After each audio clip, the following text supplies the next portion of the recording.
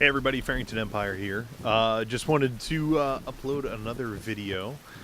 This is part one of a two-part series here regarding the first knife that I've been able to make. Keep in mind, this storm that I'm filming right now, it's nothing crazy, but you can see all the lightning and everything else like that, and you can definitely hear it. We were having a torrential downpour, which ended up later in the evening flooding my basement, but everything's okay. The computer's fine, obviously, otherwise I wouldn't have been able to post this. But this was all happening in the background while I was recording this video. And that's why I didn't bring my computer out and why I didn't stream the first thing. So I got my first knife in the mail and also got the scales for it and realized that I had some brass wire, thanks to my jewelry work that I've done before, in my basement. And I figured I would use that wire, which is of a pretty hefty gauge, to create the pins in this specific knife. So sit back, relax, and I hope you enjoy this video of me creating a new knife. And I'll talk you through it and everything else like that, and just understand that that's why I didn't stream it. But this will be up for sale in my store here pretty soon, once I have a chance to finish it. All right, let's get started.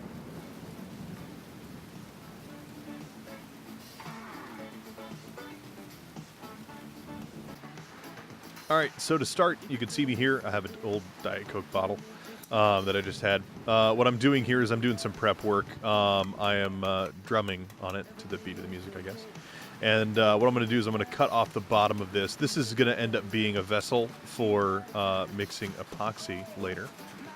Two-part epoxy is what I use. I have one that has a 5-minute playtime. I usually try to get an epoxy that has a 30-minute work time, but 5-minute is what I had available for me at the moment. So either way, just double checking it here, and then we'll move on to the next step.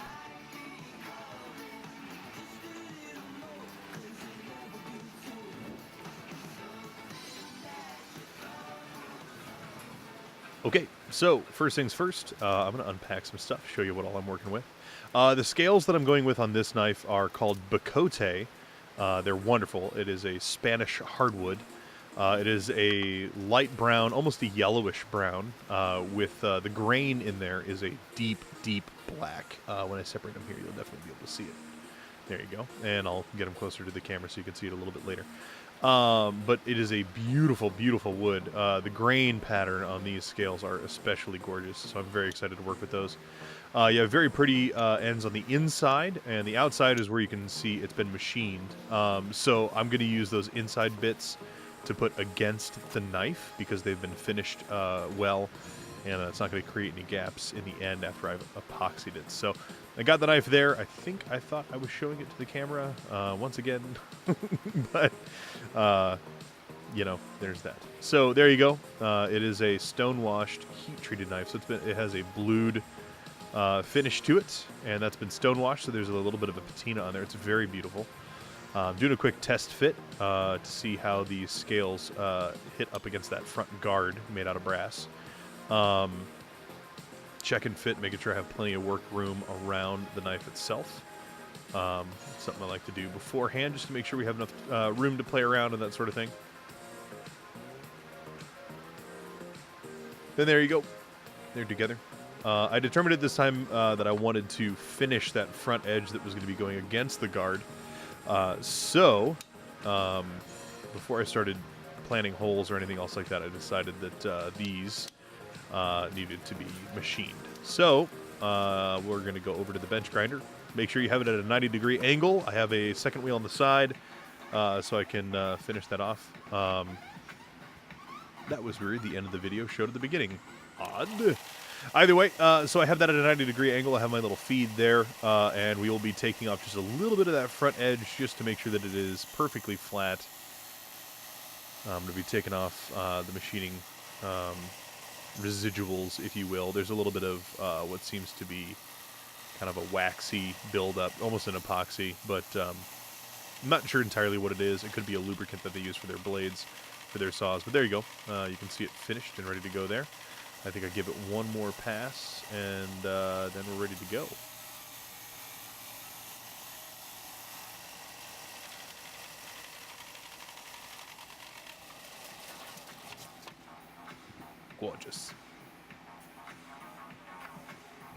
focus it up there, so you can see the wood grain between the two. It is cut from one common block, so the grain will echo each other on both sides, so you will be able to tell that it's together. What I'm doing here is I'm measuring the thickness. It was about 1 3/8 thick. So what I decided to do is for my wire stock, which you'll see here in a second, I ended up cutting that at 1 1/2. So I had a little bit of extra room there, so they will be sticking out on both ends. But I usually like to do that to make sure that it does go all the way through. That way we don't have one side that's not quite all the way through. I'm not forced to take off more material than I need to. This just gives me more freedom later on, and there's that. So this is not typically the brass stock that you'll make a knife out of, but it's perfectly strong. And I'm going to do a little step here that I'll show you to straighten these out, and at the same time it's going to harden them so they won't bend as easily. But this is brass, same brass you'd get anywhere else. It's a little bit smaller of a gauge, but the handle on this knife is really small. So I figured I would go with this smaller gauge. So as you can see, there's plenty of room on the on either side. I have a rawhide hammer here. What I'm doing is I'm going to that's an anvil. It's a piece of plate steel, and I'm going to roll the hammer across the surface of it, not hammer it, but roll it. What that does is that straightens out the pin, and it's also going to harden it slightly. Makes it a little more brittle, so it's not going to bend as easily. Forgive the table that I'm working on. I do need to put some shims underneath one side of that. It is a little rocky, but that's okay. It does the job. So what I'm going to do here is flatten out those ends to get rid of that clamp mark. As you can see here, I burned myself. Ta-da! That gets real hot. So we're going to put on some gloves and come back and hit the other side. So yeah, please work with gloves. I typically don't when I'm working with wood, but I was being lazy and didn't think I needed to put some on. And guess what? I did. So I did that. So we flattened out both sides. What I'm doing now is I put a piece of cardboard over the blade to protect myself in case the blade decided to spin or get caught by the drill press. That's to protect myself against that edge. It's not sharp, but any thin piece of steel rotating at about 1500 RPM will go in. So I'm just trying to keep myself safe. Here I'm making sure I'm lined up correctly. And then we will turn on the... It's an old drill press, so I have to try it a couple of times before the little electric motor kicks in. But there you go. Drill in that second hole there. What I do now to make sure that we're lined up correctly is I push the pins through these holes that I've just created and create little score marks on the other side. So you'll see it here. I edited that. It didn't look like it, but I did. So I have those marks in there. They're little indentations made by the pins. And I did that to make sure that nothing would move around and make sure that those pins are in the right position. So we'll go ahead and drill those out. The drill bit that I have is a short bit, so it's not going to run too much on you. Running is when you try to drill and it'll actually move and curve the hole. If you have an extra long bit, sometimes that can be an issue, but with the shorter bits, that won't be an issue. So what I'm going to do here is another quick little test fit. We want to do a dry fit is what this is called. So I'll go ahead and put both sides on there. As you can see, the pins are there. I'm going to go ahead and hammer those through to make sure they're all the way in. And making sure it's in. It is. And I'll do the other side. There you go. Beautimous. I'm checking to make sure there's no gaps between the blade and the wood right now. And once I've determined that that's okay, we're going to be moving over to the... I'm smacking one of the pins there. Going to move him back over to the bench grinder. Or belt grinder, excuse me. Belt grinder.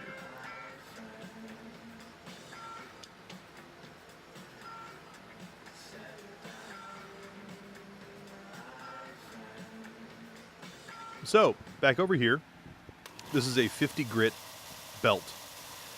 And what I'm going to be doing is profiling the grip down to the shape of the blade. Now, there's a lot of wood on the back end of this, and I don't usually like to waste wood. However, I determined at this time that that piece of wood was too small to utilize for something else, and these scales are affordable enough that go ahead and compromising that wouldn't be too bad. I'm not a big fan of waste. I think you guys will see that in the live streams quite a bit. I did edit out a lot of footage of me hemming and hawing over this and deciding whether or not I actually wanted to sand it off. And in the long run, I decided to go ahead and do so. So what you'll see here is I'm getting the general curve of the back ridge of the blade. You'll see a few sparks where I touch metal. That'll happen a few times. I will be taking a little bit of metal off. My goal is to take off as little as possible, but we will be removing some of that. The blade itself will be the only thing with the patina on it. That back ridge there will be silver, just like the edge of the blade.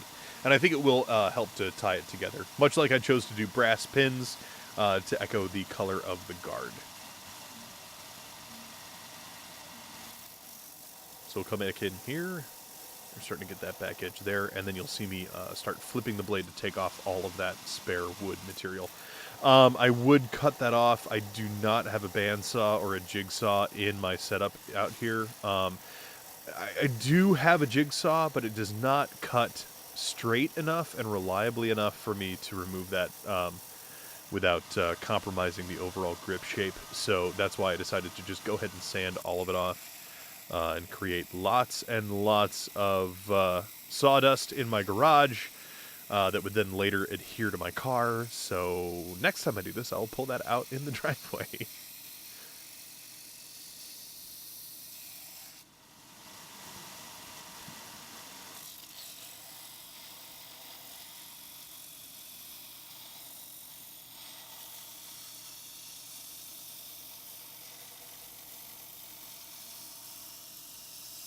Okay, so we've just about removed all that material now. We got both sides profiled down a little bit. There you go, getting closer to that blade. So we're going to go ahead and come in here, and that way I can monitor how close I am to the blade itself. I'm used to working with a 36 grit sandpaper, which really does take off a lot more material in one go than the 50 grit does. But they're both very, very abrasive, and as you can see, I'm removing a lot of material pretty quickly, which is nice. I'm also going to apologize once again for the table shake, but also I am straddling the camera tripod while I'm doing this, so I'm also kind of bumping into the camera. You'll see a bit of that later once I start getting into more of the shaping. So now I'm getting the underside of the grip. I'm coming through here. You can see between those gaps, what I'm doing is I'm lined up perfectly with that gap between the two scales. And I can keep a pretty close eye on how close we're getting to the tang, or the piece of metal from the blade that goes back through the grip. And we're getting pretty close to it. Just doing a little bit of readjustment and all that good stuff. We'll take the back down here. As you can see, the blade did scoot around a little bit.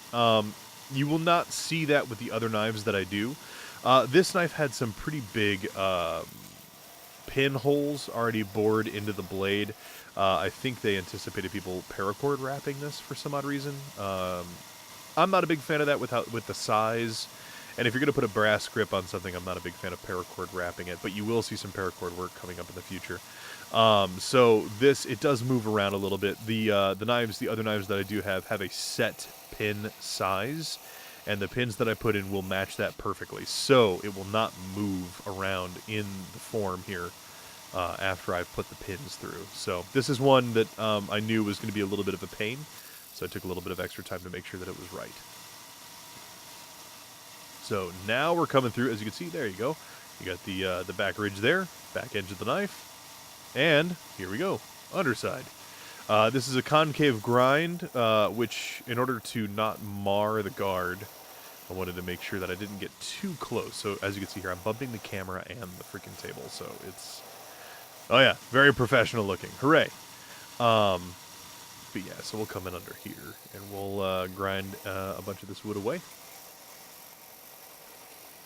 And you'll see it start to take shape.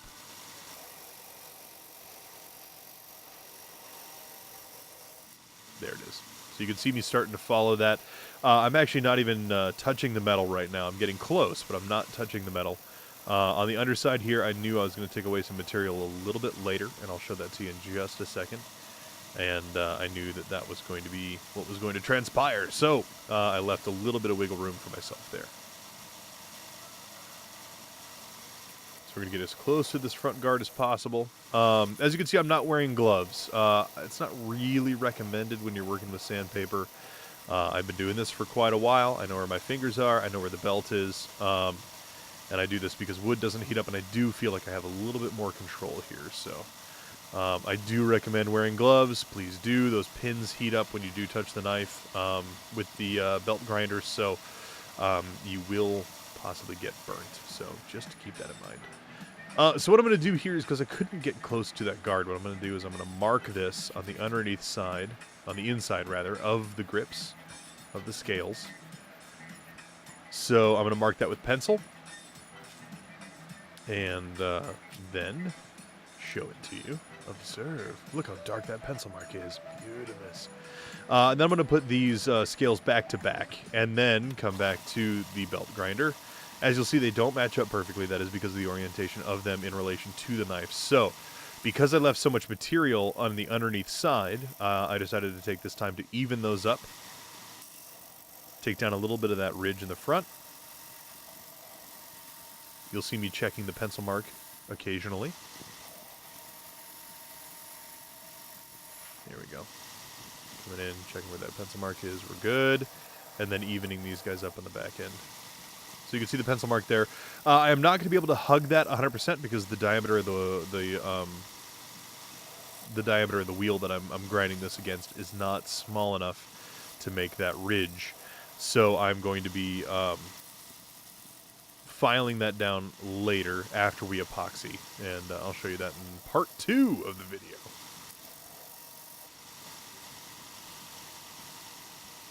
Okay, so should be about ready. There we go. So we've evened those out. We're going to dry fit them again to the blade, as you can see here. Oh, look how pretty. It follows the contour of both sides. It's very gorgeous. So you can see the knife shape starting to take shape. Shape. So what I'm going to do now is I'm going to mark where this guard is. Now, I want the wood to meet that exactly. I don't want it to go under it.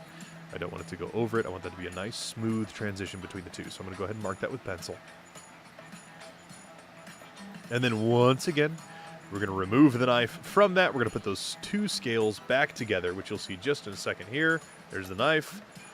Hammer those pins back together just to make sure it's nice and togetherness. What? And then there you go. Then you can see the two lines right there. So, back to the grinder. We're going to even up the underneath side just one more time, nice and gentle. I did notice when I dry fit it back together, we still had room, and the knife was not poking out, so I knew it was safe to go ahead and even those out and take those down just a touch. And then we're going to go to the front, and we're going to start grinding down the front side there. So you'll see me, I'm going to push that pin through.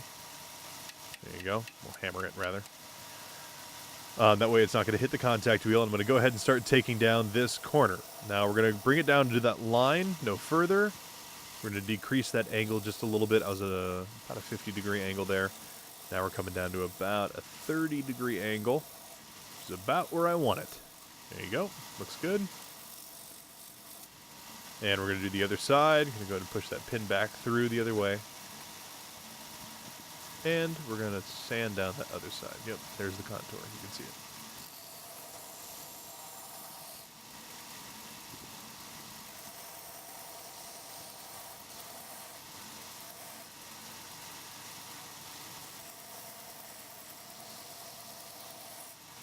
Now, on the taper on the bottom, I did bring it in just a little bit to match the other side. That was a little bit of a screw-up, but after I refitted it, it actually looks kind of nice on the knife. So, you know, much like Bob Ross, happy accidents, you know? No such thing as a mistake. Always make it better. So this is me just kind of smoothing those surfaces out, and at this point in time, I decided to switch from that 50 grit sandpaper belt to the 120 grit. Now what that's going to do is save me a little bit of time on the back end. I'm going to go ahead and smooth that out. Those 30-degree angles that I sanded in. We're going to smooth that out, and it's going to make it easier to sand in the future. I'm going to try to stay away from that guard as much as possible because I don't want to remove any material from it. I will be sanding that guard, I'm pretty sure right now what I've decided on is that the final product is going to have kind of a matte finish brass guard. But if I don't like that, I'll polish it. We'll figure it out. So I'm working with the tracking right now so the belt doesn't run away from me. Get that sorted. Okay, so this is the 120 grit. And as you can see here, I'm just going to really lightly. We're not trying to take away material. We're just trying to smooth out just a little bit so it's a nice light touch. Just getting that smoothed out there. And push the pin back through, and we can do the other side.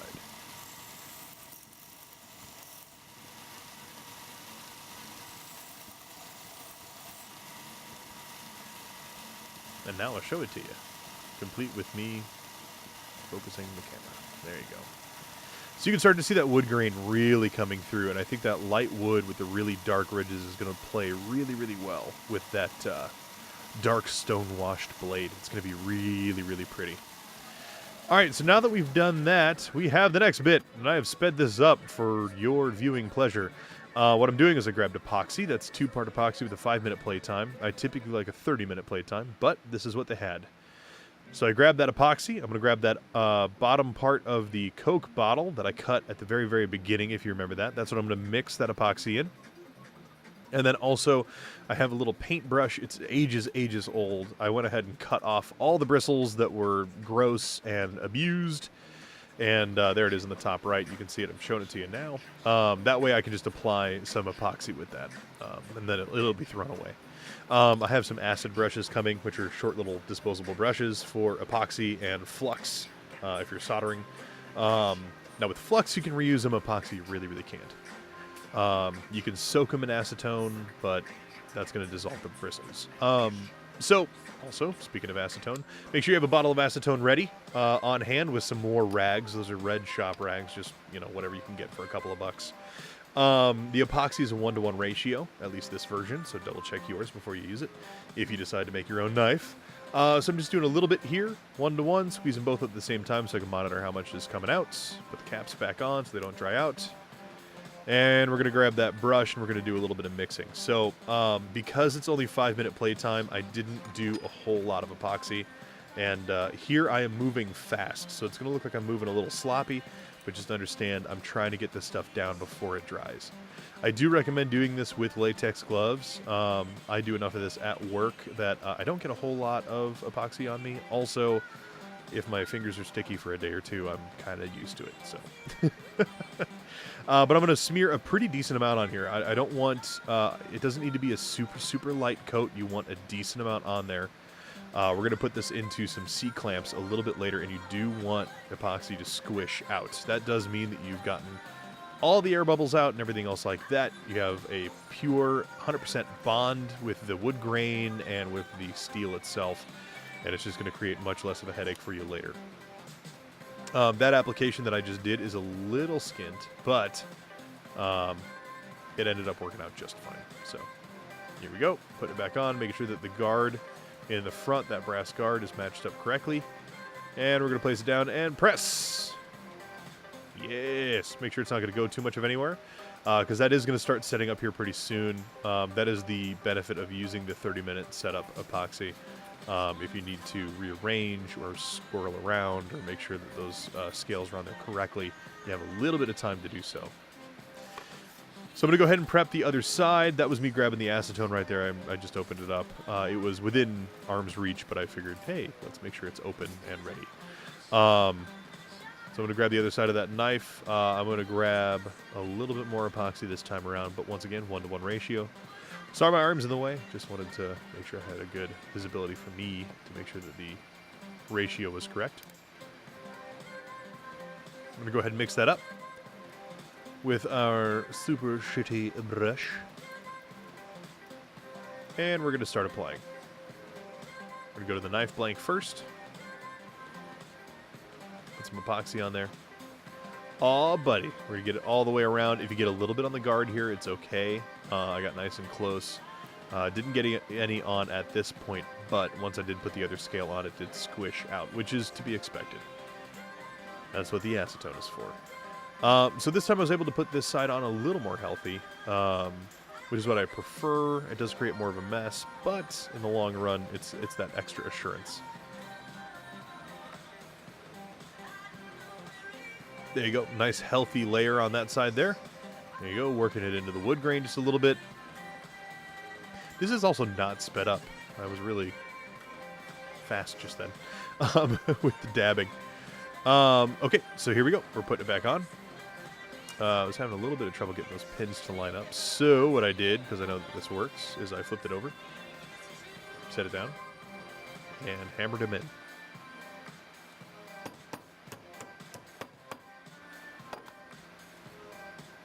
All right, so those are hammered in. I'm doing a last little check to make sure that they're all in there together. This next bit's a little sloppy and a little quick. I did keep most of it in frame. But what I'm doing now is before this has a chance to set up, I am really working quickly to get those C-clamps on this guard to make sure that it is 100% clamped and that there is no space between the wood and the knife plank. We want to make sure that that's super, super, super tight. Tighten it like all crazy hell. Grr. Using my muscle man skills to put that on there. And then we'll grab that second one and put it near the top. Now, it's not going to get a good hold on the curved portion, so I'm doing it right behind that front pin.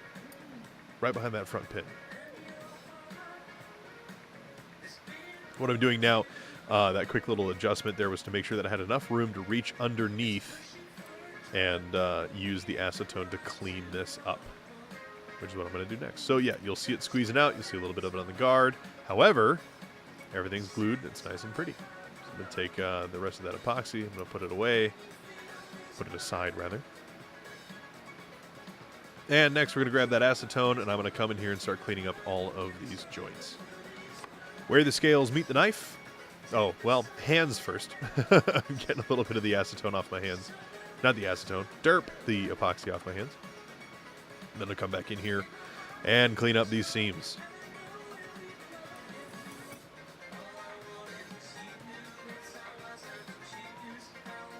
There you go. Cleaning off the guards now. Take a quick moment to clean off the blade. I did put a couple of fingerprints on the blade with the epoxy, so wanted to make sure I hit those now. We'll be able to finish the blade a little bit later, but I didn't want to take off that patina, so I don't want to have to take it to the deburring wheel. The most that I want to mess with the blade itself is putting that new edge on there that's nice and sharp. Because right now it has an edge, but it's not very sharp. So we're going to hone that like crazy. Make it super pretty. So we're coming in here. Going to get the epoxy on the underneath side. Going to get the epoxy across that back ridge. Here we go. Getting in there. And if there's some epoxy left over, we can take that off with the belt grinder. That's not too big of an issue. We're going to have to take this down quite a bit anyway once we get all this stuff on here. And as it dries overnight, this stuff does heat up and expand slightly, so we're still going to get a little bit of seepage overnight. But that's okay. That is to be expected. So doing a last little quick cleanup of the blade and of the guard. And yeah. So that's all done. We're ready to go. There it is. Beautiful. We're going to have to let that cure overnight. We can work with it about midday tomorrow, but for a full setup, you want to leave it at least 24 hours. But you can work with it after about 12 to 18 hours, which is what I'm going to do. Little fuzz there. All right, so while that is curing, I did hang that up, but while that's curing and drying, I am a bit of an OCD nerd, so I wanted to clean up. So I have a little bit of a shop vac. Oh yeah, get those hands again. Get the rest of that epoxy off of there. Also, to be clear, I did wash my hands with soap and water after this. If you're using a stringent chemical like epoxy, like acetone, God, I keep flipping those. Like acetone or mineral spirits, you really, really want to wash your hands afterwards to neutralize that chemical. It'll absolutely dry out your hands, and it will not be a good time for you. So now what I'm doing is I'm just vacuuming up, hitting my gloves real quick, vacuuming up around the belt grinder. The little tank filled up, so I needed to empty that out, and had a little jam in the hose, so you'll see me shaking it out here in a little bit. There it is. Clearing that out and getting ready to vacuum up the rest. So there you go. A clean workplace is a happy workplace, you know?